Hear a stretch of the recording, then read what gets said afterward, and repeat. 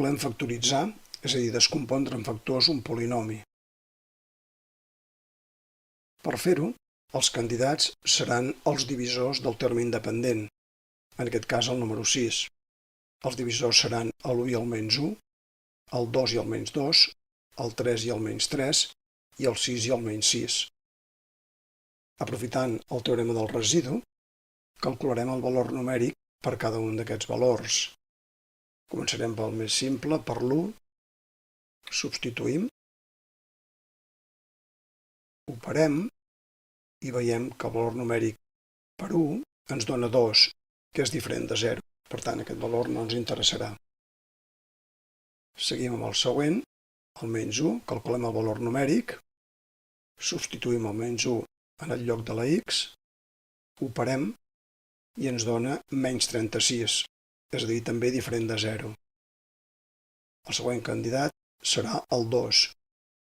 Trobem el valor numèric, substituint, operem i en aquest cas sí que ens dona 0. Per tant, aquest candidat és vàlid i tindrem que un divisor del polinomi serà el binomi x menys 2. Per tant, el polinomi inicial el podem dividir per x menys 2. Ho podem fer per Ruffini, posant els coeficients del polinomi del dividend ordenats a la part superior,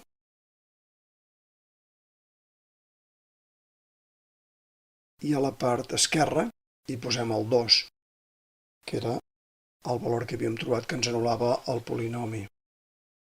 Fem la divisió per Ruffini, baixant el primer terme, fent les multiplicacions,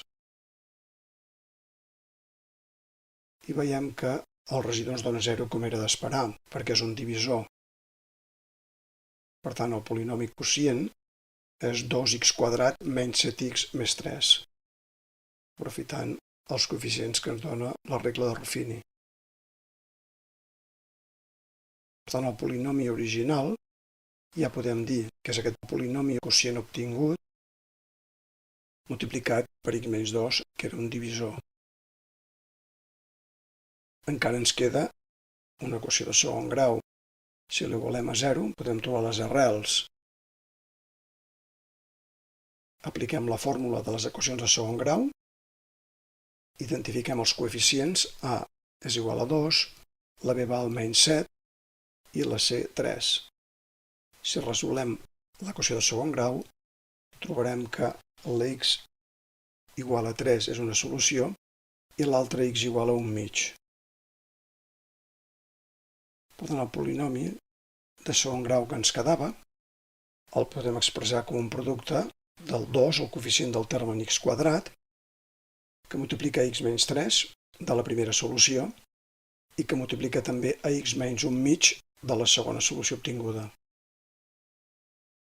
I ja finalment, el polinomi original el podem expressar com aquesta descomposició de l'equació de segon grau i multiplicat per el primer divisor obtingut.